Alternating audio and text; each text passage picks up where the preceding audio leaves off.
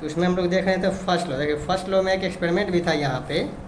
First law में क्या बताए थे कि जो रेस्ट में रहता है वो रेस्ट में ही रहेगा, और जो मोशन में रहता है वो मोशन में ही रहेगा। यानी कि अगर कोई बॉडी रेस्ट में है तो रेस्ट में ही रहेगा, और मोशन में है तो मोशन में ही रहेगा। देखिए यहाँ पे एक एक्सपेरिमेंट दिया हुआ है, ग्लास है, उसके ऊपर कार्ड है और कार्ड के ऊपर कॉइन है। अगर कार्ड में अगर ये फोर्स लगाता है तो कार्ड आगे जाएगा, मतलब कॉइन कहाँ गिरेगा? ग्लास में गिरेगा। कॉइन कहाँ गिरेगा? ग्लास में। ठीक है, इसको हम लोग करते हैं, ऐसा होता है कि नहीं। ठीक है, देखिए ग्लास है, देखिए ये कार्ड है और एक कॉइन रखते हैं। देखिए अब कहने का मतलब ये हो गया कि अगर हम फोर्स लगाते हैं कार्ड में तो कार्ड मोशन में आएगा। रेस्ट में कौन है? ये कॉइन। तो कॉइन रेस्ट में है, कार्ड हट जाएगा, कहाँ जाएगा? नीचे जाएगा। ठीक है, करके देखते हैं। ठीक है ना, जो बॉडी रेस्ट में है रेस्ट में रहेगा, जो बॉडी मोशन में है मोशन में रहेगा। ठीक है,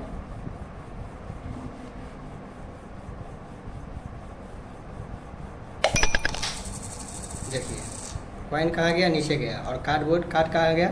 आगे गया। ठीक है ना, क्योंकि फोर्स हम किस में लगाए थे? तो फोर्स लगाए थे हम कार्ड में, तो कार्ड आगे गया। ठीक है ना, तो कहता है कि जो रेस्ट में है रेस्ट में रहेगा, जो मोशन में है मोशन में रहेगा। ऐसा बहुत सारा एग्जाम्पल है फर्स्ट लॉ का। ठीक है ना, अब हम लोग देखते हैं सेकेंड लॉ। सेकेंड लॉ में इनर्शिया बता दिए थे, फर्स्ट लॉ में inertia of motion, inertia of rest. ठीक है ना, देखिए हम लोग देखते हैं second law of motion. Second law of motion जिसको हम लोग कहते हैं मोमेंटम, इसको हम लोग कहते हैं momentum, P = mv। Second law of motion.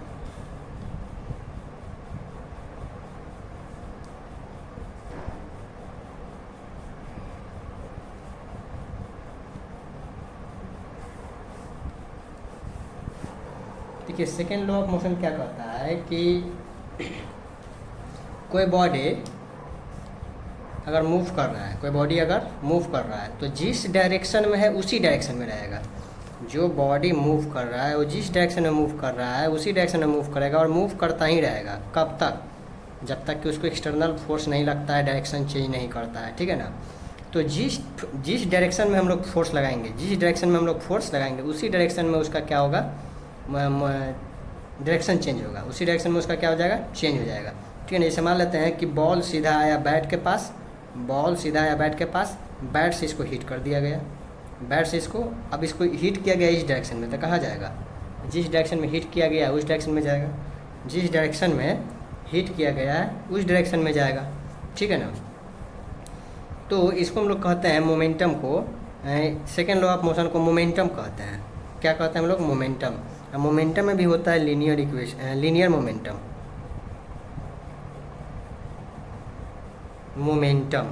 Momentum को हम लोग डिनोट करते हैं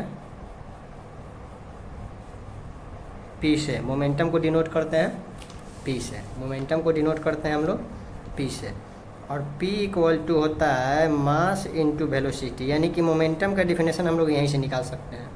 मोमेंटम का डिफिनेशन हम लोग यहीं से निकाल सकते हैं। क्या? Product of mass and velocity.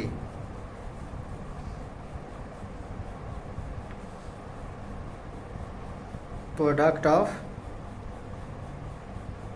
Mass and velocity is called momentum, is called momentum. इसको डिनोट किससे करते हैं? P से। यानी P = क्या हो जाएगा? m × v। P = हो जाएगा m × v। ठीक है ना, यानी कि product of mass and velocity is called momentum, is called momentum. ठीक है, और सेकेंड लॉ का अगर डिफिनेशन पूछा जाए तो क्या कहिएगा? कि rate of change of momentum is directly proportional to the applied force. लिख देते हैं, यानी कि rate of change of momentum, rate of change of momentum is directly proportional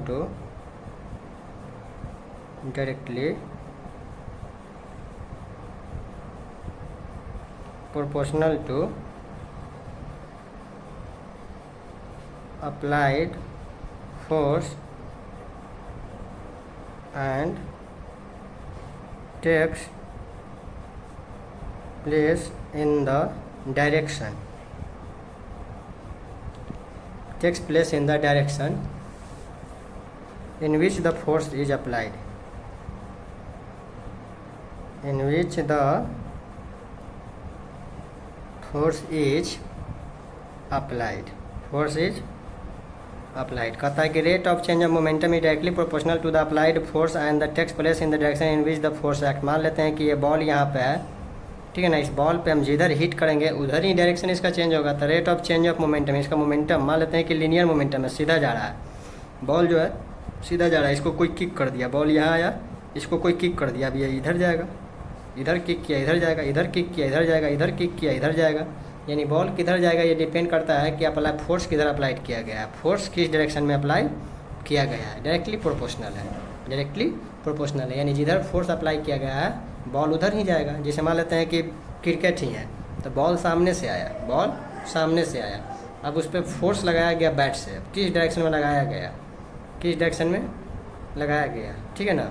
क्योंकि बॉल जो है, बैट जो है 360 डिग्री, यानी किसी भी डायरेक्शन में जा सकता है, किसी भी डायरेक्शन में जा सकता है। एक से एक बैट्समैन है जो 360 डिग्री मार देता है, 360 डिग्री यानी कि सर किसी भी डायरेक्शन में मार सकता है ना। ए.बी. डिविलियर्स है, मैक्सवेल है, हमारे यहाँ आपका धोनी है, कोहली है, सब है ना। यानी जिधर भी बॉल भेजना है वो भेज देगा, 360 में जहाँ भी बॉल को भेजना है भेज देगा, हिट करना है हिट कर देगा, ठीक है ना। तो ये क्या हो गया, ये हो गया सेकेंड लॉ ऑफ मोशन कि अगर कोई मोमेंटम है, लीनियर मोमेंटम है, उसको चेंज करना है तो उसी डायरेक्शन में चेंज होगा जिस डायरेक्शन में फोर्स लगाया गया है, जिस डायरेक्शन में फोर्स लगाया गया है, ठीक है ना। देखिए मोमेंटम को कहता है वेक्टर क्वांटिटी है। मोमेंटम को क्या कहता है, momentum is a vector quantity. यहाँ पे मोमेंटम क्या है, वेक्टर क्वांटिटी है, वेक्टर। देखिए क्वांटिटी बता दिए थे, scalar and vector, scalar and vector, scalar and vector quantity.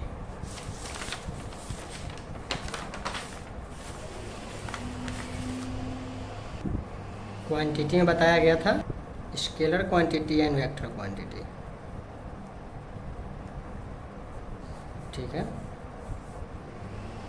Scalar quantity and vector quantity.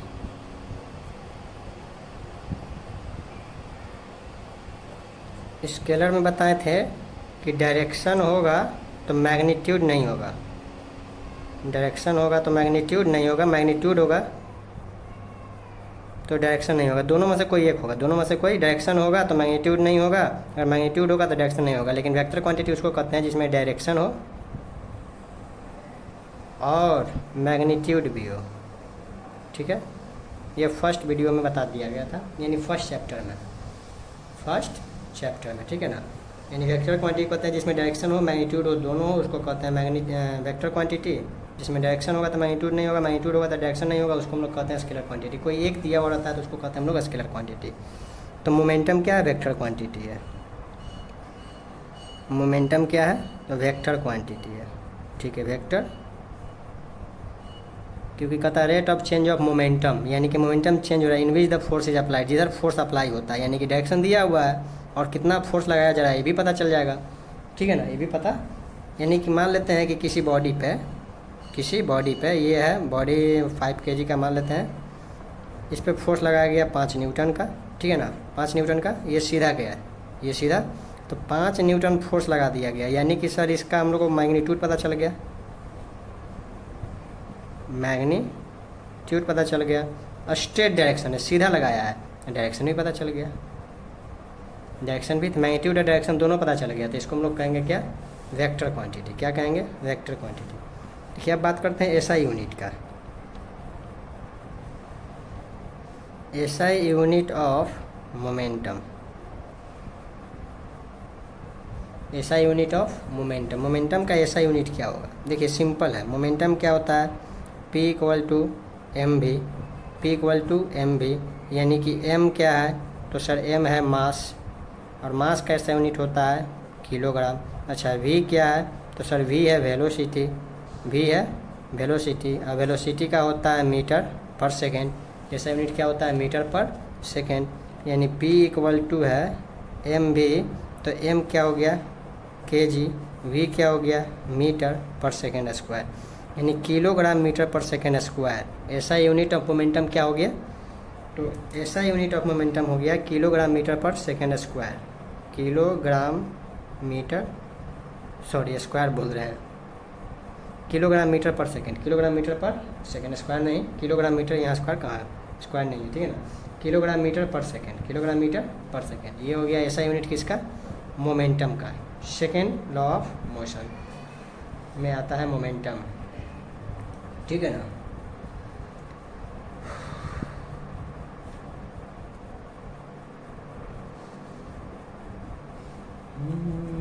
P equal to M V हो गया। अब नेक्स्ट हम लोग को क्या देखना है?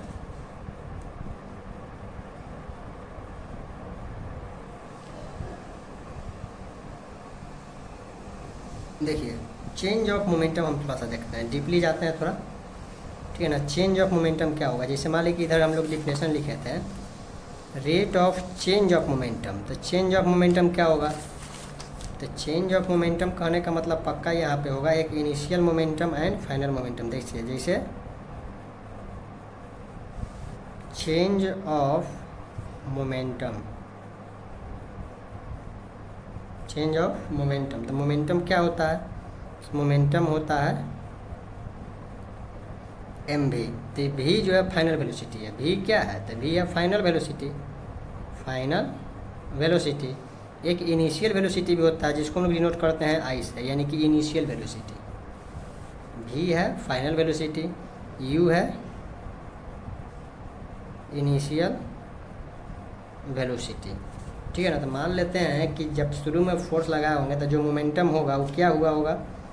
तो P इक्वल टू होगा M U, P equal to M U, और फिर इसको P1 मानते हैं, P2 बराबर क्या कर देंगे? तो सर एम भी फाइनल मोमेंटम, क्या? फाइनल मोमेंटम, फाइनल मोमेंटम, ठीक है।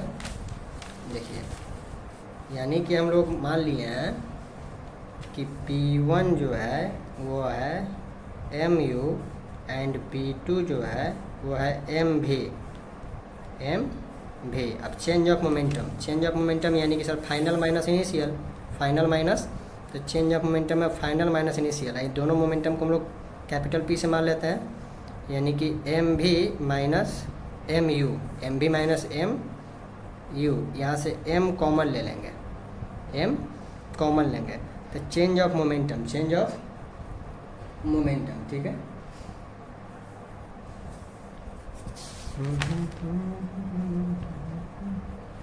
किधर गया चेंज ऑफ मोमेंटम?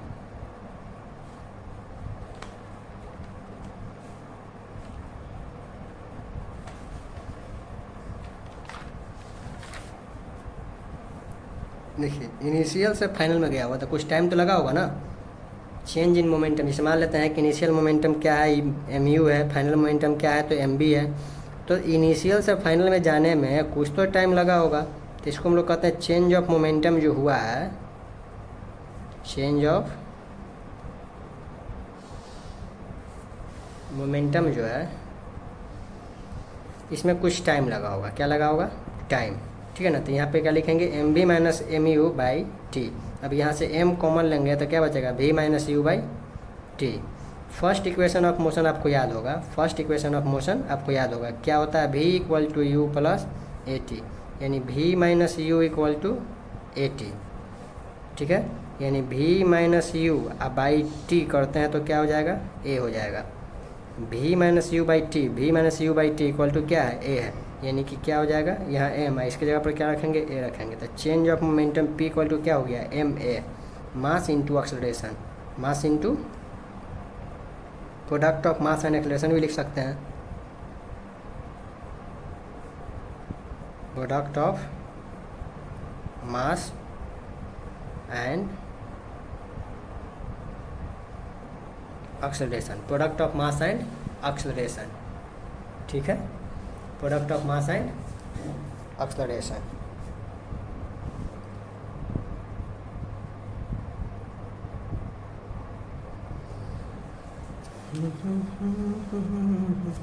तो P इक्वल टू क्या आ गया? तो चेंज ऑफ मोमेंटम की बात कहेगा तो एम ए कहिएगा, सिर्फ अगर बात कहता है किसका, तो सिर्फ मोमेंटम का कहता है, तो सिर्फ मोमेंटम का अगर कहता है तो हम P इक्वल टू क्या लिखेंगे, एम भी लिखेंगे, P इक्वल टू एम भी लिखेंगे। चेंज ऑफ मोमेंटम एम में होगा। इसका ऐसा यूनिट क्या हो गया, किलोग्राम मीटर पर सेकेंड। अगर इसका यूनिट का हम लोग बात करें तो क्या होता है, एम का होता है किलोग्राम मास का, एक्सेलरेशन का होता है metre per second square. Kilogram metre per second square किसका हो गया, चेंज ऑफ मोमेंटम का। इसका क्या हो गया, किलोग्राम मीटर पर सेकेंड हो गया, किलोग्राम मीटर पर सेकेंड हो गया। ठीक है।